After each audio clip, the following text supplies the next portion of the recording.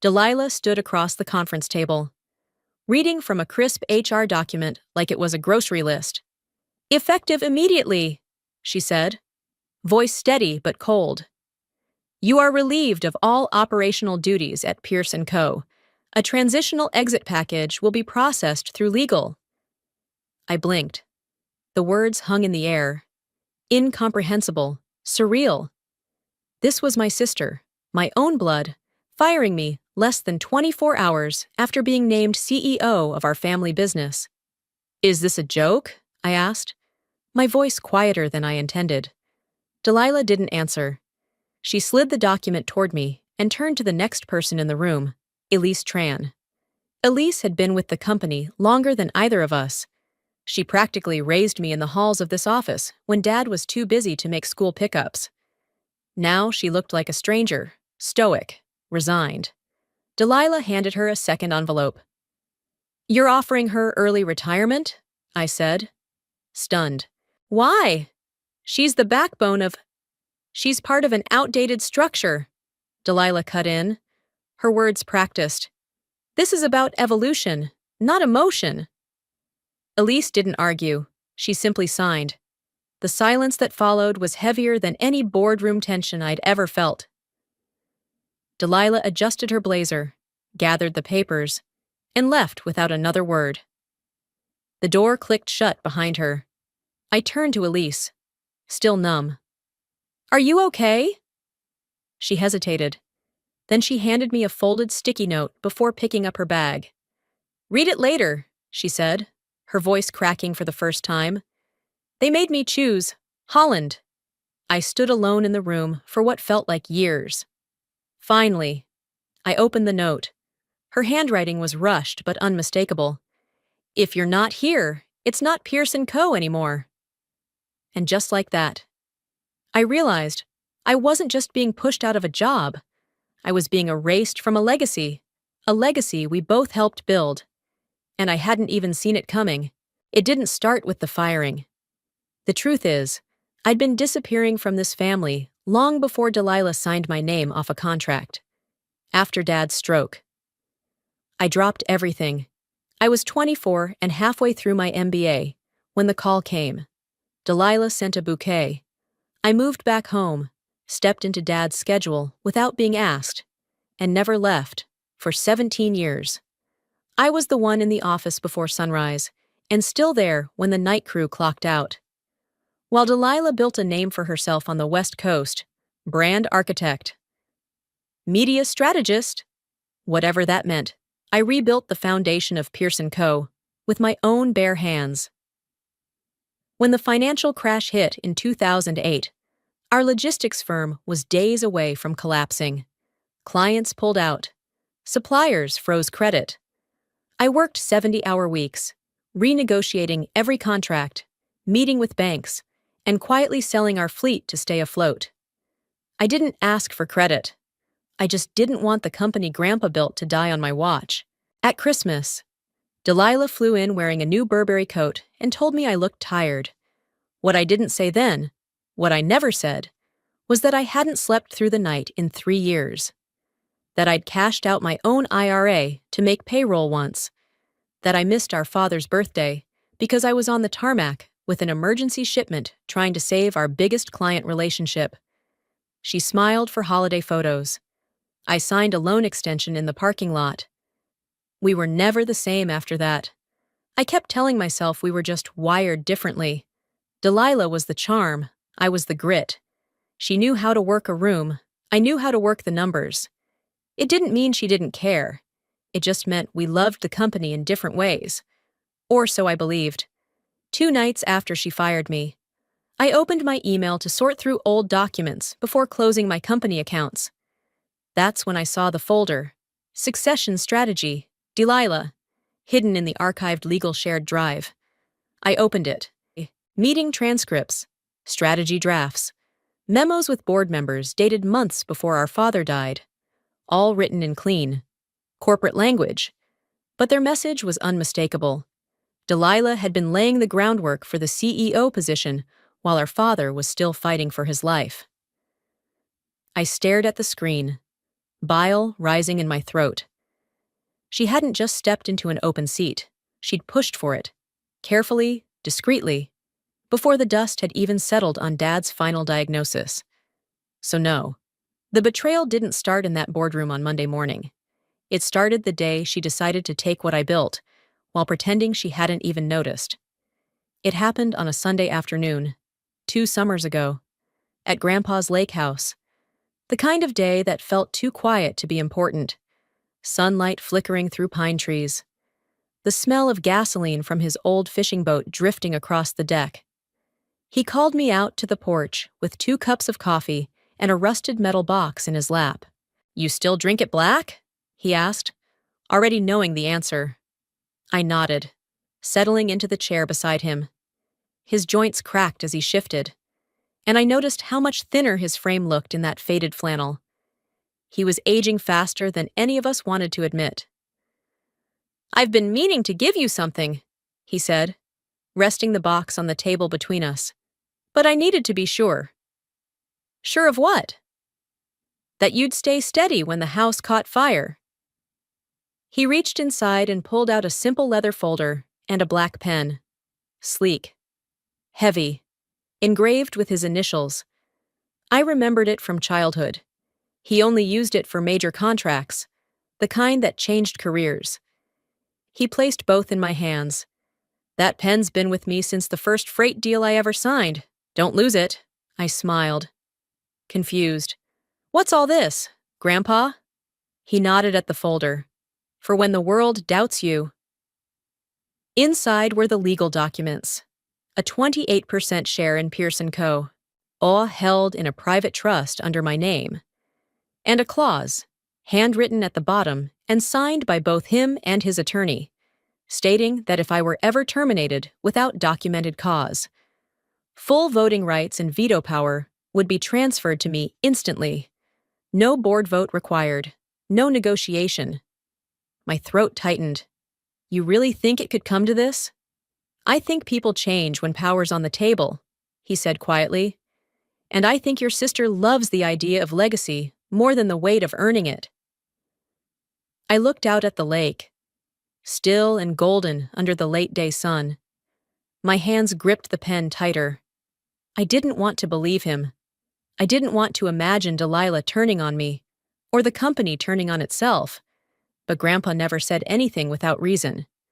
"Promise me you won't use it unless you have to," he added.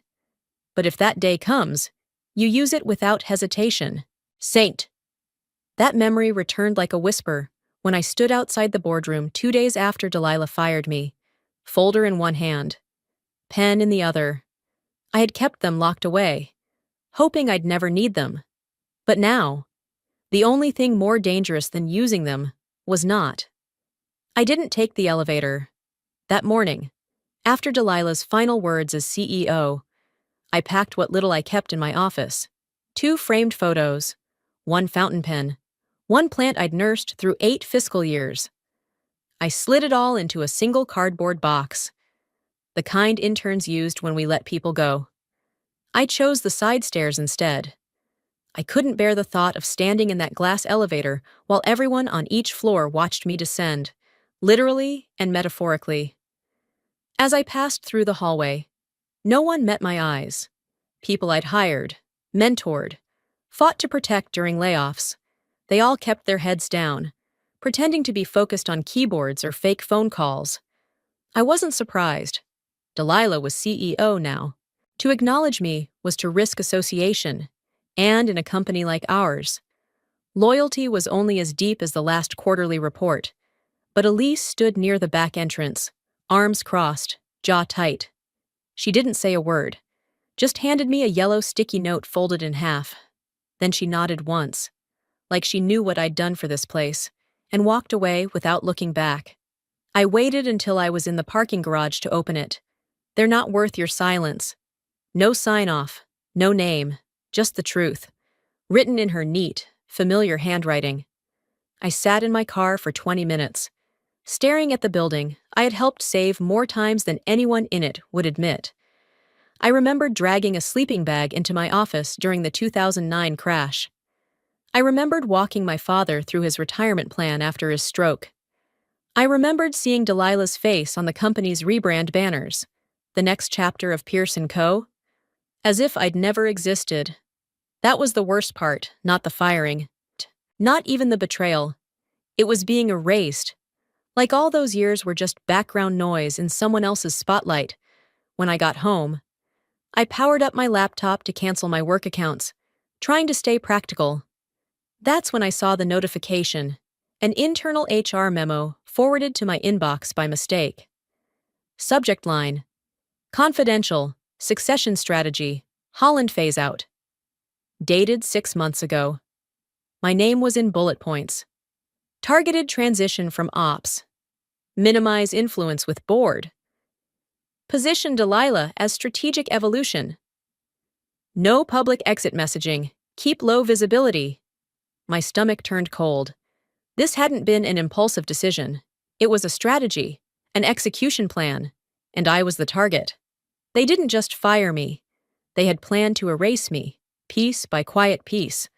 By the time I pulled into Martin Faulkner's office, the heartbreak had crystallized into something sharper. I wasn't here as a daughter, or a sister, or even a former executive. I was here as the legal majority shareholder of Pierce & Co., and the only person left willing to protect it. Martin greeted me with the kind of quiet sadness that only someone who'd served 3 generations of a family business could wear. His office still smelled faintly of wood polish and loyalty. He gestured for me to sit. "I heard what Delilah did," he said gently. "Your grandfather would have expected this moment." I pulled the trust documents from my bag, the same ones Grandpa handed me 2 summers ago on that porch overlooking the lake, and slid them across his desk, along with the engraved pen. Martin read them without rushing, nodding at the familiar ink, his finger pausing on the clause that changed everything. "Termination without cause," he murmured, eyes scanning the language. "Triggers full activation of voting rights, including corporate veto power, effective immediately." My voice was steady now. "She didn't give me a reason. Martin, no documentation, no performance reviews, nothing." "Then she gave you everything you need," he replied. "We'll file with the board before their quarterly session. Once submitted, your authority becomes legal, uncontested."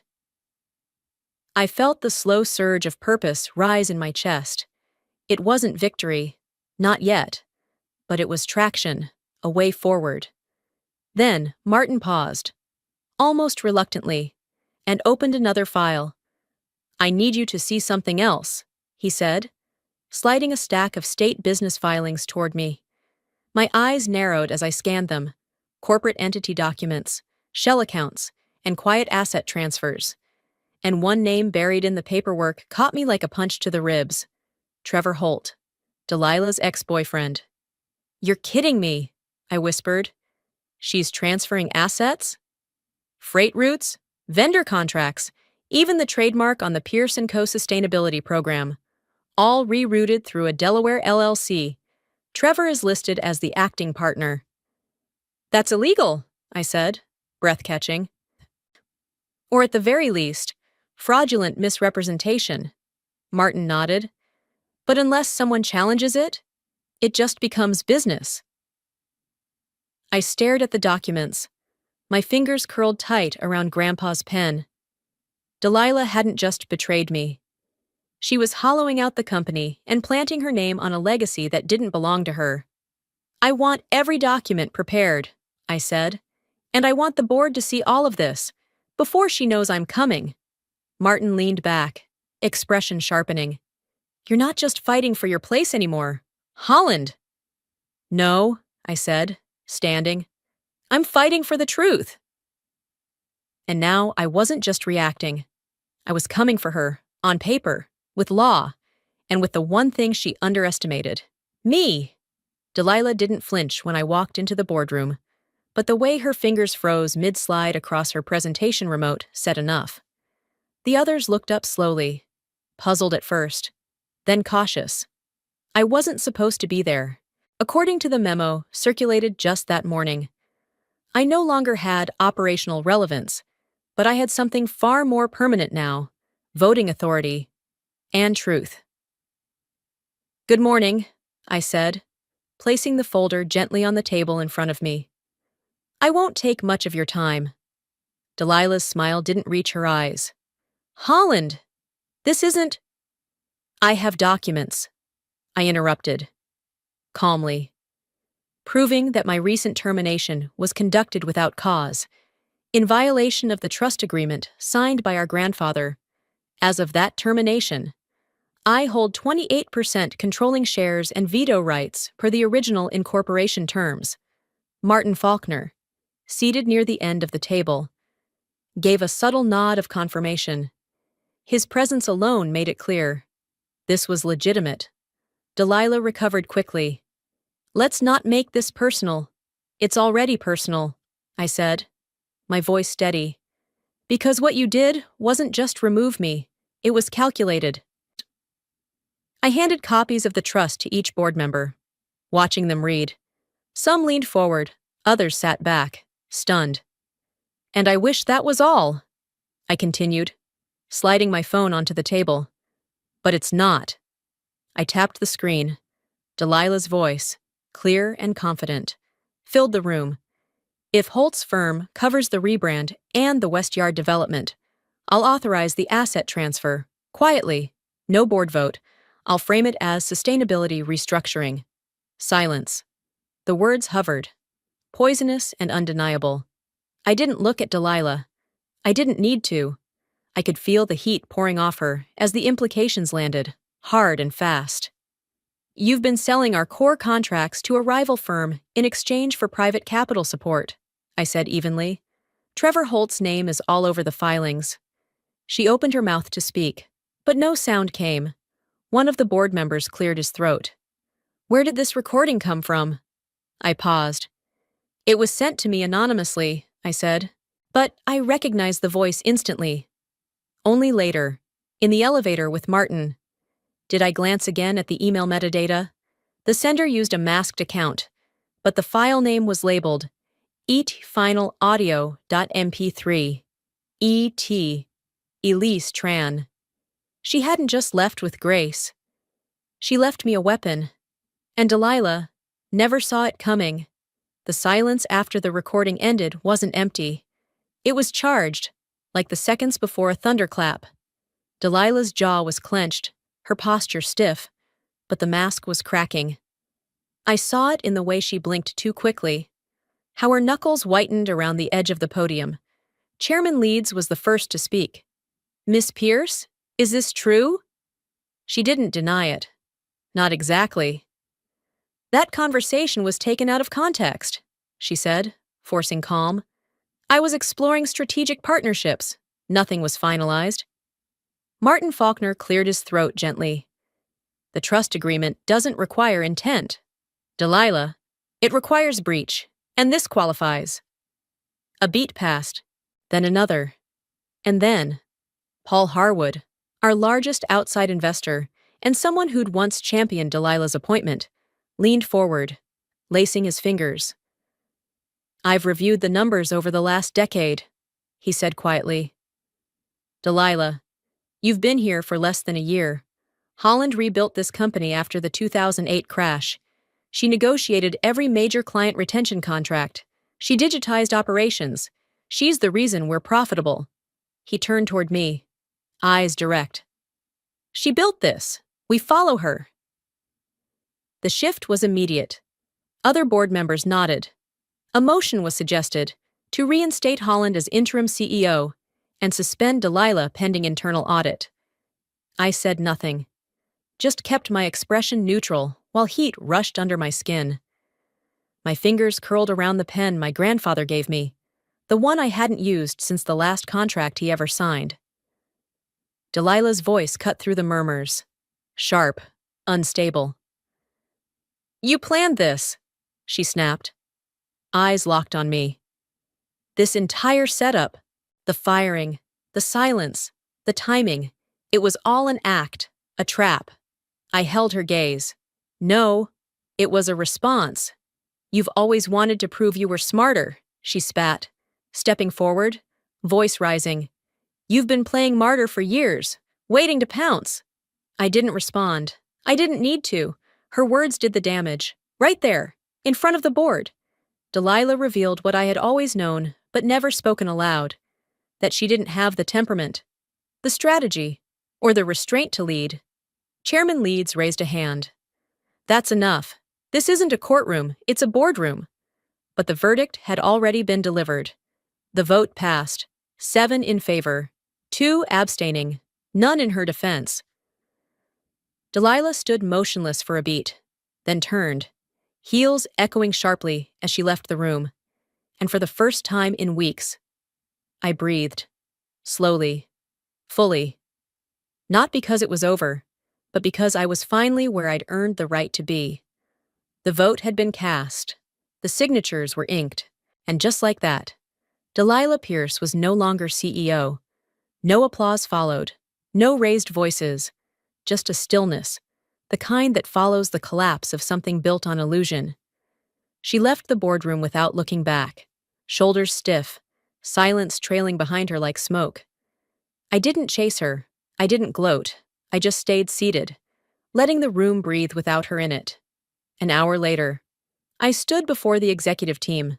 Some looked relieved, others looked rattled. All waited to see if I would come in swinging. I didn't. There won't be any revenge firings, I said, voice even. No grand speeches, no backroom deals, just one immediate action. Every financial transfer made in the past 6 months will be reviewed and publicly documented to the board and external auditors. Someone exhaled. Someone else nodded. That includes any shadow LLCs, shell corporations, or internal promotions authorized without board consent, I added. We're not here to burn things down. We're here to repair the cracks before they become fractures. I didn't need to punish Delilah. The truth was doing that for me. Later that night, alone in the quiet of my office, I powered on the company's restricted internal portal, a tool I hadn't accessed since my termination. Martin had requested full administrative clearance be restored to me within 24 hours. It was. I opened Delilah's executive correspondence folder. There, buried among polished pitch decks and glossy rebranding drafts, was something that stopped me cold. Personnel Realignment Proposal, Phase 2. The file detailed plans for a sweeping dismissal of employees associated with legacy operations, most of them longtime staff who had worked under our father. Names like Elise, Patrick from Fleet, Angela from Distribution. People who had built the heart of the company long before Delilah had even set foot in the building. She hadn't just fired me. She was preparing to erase everything tied to him, to us. My phone buzzed on the desk. A text. From an unknown number. Elise. You were never the shadow. You were the sun. I stared at it for a long moment. Then I saved it. Not to remember the pain, but to remember the clarity. I didn't reclaim this company to prove I was right. I reclaimed it to protect the people and principles that had been left behind. And I would lead with one thing my sister never understood. Discipline without vengeance. There was no time for celebration. The morning after Delilah's exit, I arrived at the office at 6:15 a.m. Just like I used to, no cameras, no speeches, just a quiet walk through the lobby I hadn't entered freely in weeks. The walls still held her marketing slogans. A new era, a bold vision. But now, it would be mine to redefine. I gathered the department heads in the main conference room by 7 o'clock. Most of them looked exhausted, some still unsure. But they showed up. That meant something. We're not chasing Flash anymore, I said, standing at the head of the table. No slides, no theatrics. We're going back to fundamentals, integrity, reliability, and accountability. There were no claps, but there were nods. And that was enough.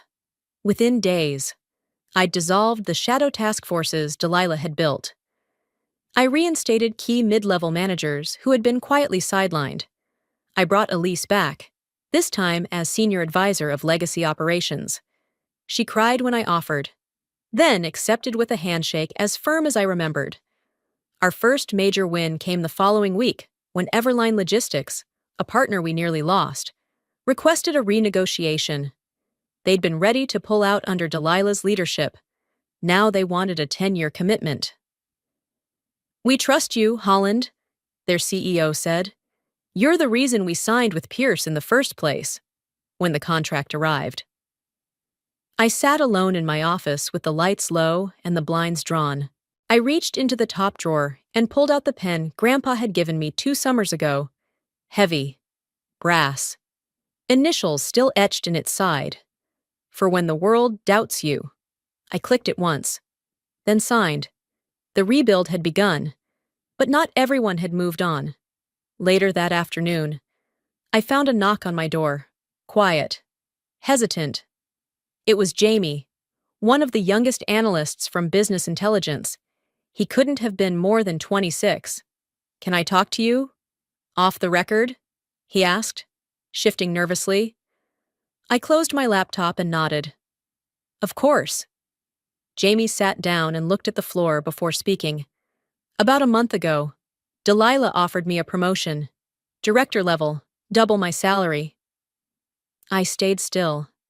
She said all I had to do was feed her updates on what certain departments were doing, especially the old guard teams from your era. She wanted me to report on who was loyal to the past. I raised an eyebrow. "Did you?" He shook his head quickly. "No, but I recorded our conversations, just in case." He pulled out a USB drive and set it on the desk. "You should have this. I don't want anything in return. I want to work for someone who doesn't treat loyalty like a threat." I looked at him, really looked at him, and saw something familiar. Not fear, conviction. "Jamie," I said quietly, "you're exactly the kind of leader we'll need to build the next decade." His shoulders dropped with relief. "Thank you." After he left, I held the drive in one hand and Grandpa's pen in the other. The past had tried to bury me, but the future? It was mine to write, one signature, one loyal voice at a time. The strange part wasn't the silence. It was how comfortable I had become with it. A week had passed since the board vote, since Delilah's abrupt exit, since the last round of whispered apologies from those who had looked the other way. The building was calmer now, steadier, but something inside me still felt unfinished. That morning, I arrived earlier than usual, 5:45 a.m., just before sunrise. The office tower stood in a soft blue-gray hush, empty halls echoing with the quiet hum of lights powering on. On the corner desk of what was now officially my office, someone had left a sealed envelope with my name on it. No return address. The handwriting stopped me. I knew it immediately. Grandpa's. My fingers trembled as I broke the wax seal. Inside was a single page, aged slightly at the corners, written in his signature black ink. "Holland. Clarity comes after betrayal, but once you see clearly, don't ever look away. Your sister isn't your enemy. Confusion is. In this life, people will disappoint you, systems will try to erase you, but if you still hold your name, your purpose, and your pen, you haven't lost. Now take your place, and don't flinch." Grandpa, I read it twice. Then again. The weight in my chest didn't lift. Exactly. But it settled. Like something that finally made sense. No more fighting. No more needing to be proven right. Just the quiet truth that I had done what needed to be done, and that doing the right thing doesn't always come with applause. I walked slowly into the CEO's office, the same one my father had once ruled from, the one Delilah had redesigned, and the one I now reclaimed without anger, without ego, just clarity. On the desk sat my grandfather's pen. I clicked it once, then looked out the floor-to-ceiling windows. That's when Martin called. "Have you seen the latest email?" "No," I said, pulling it up. Subject, merger interest, RE. Strategic future from Victor Lang, CEO, Apex Logistics Group. They were the same firm that Delilah once tried to sell us out to. But this message was different. We're impressed with how you've stabilized the company. If you're open to a merger, we'd like to meet under your terms. I smiled, not because they wanted us, but because they now knew the terms had changed. I replied with one line, "Happy to talk, but this time, we don't bend." Then I leaned back, closed my eyes, and let the silence settle around me, not as loneliness, but as proof I'd made it, not because I won, but because I stayed. If you've ever been underestimated, betrayed by someone you trusted, or forced to prove your worth when you shouldn't have had to, this story was for you. Let me know in the comments. Have you ever had to rebuild something that was taken from you? Don't forget to like, share, and subscribe for more true stories of power, family, and quiet revenge. Because sometimes, the best victories are the ones that no one sees coming.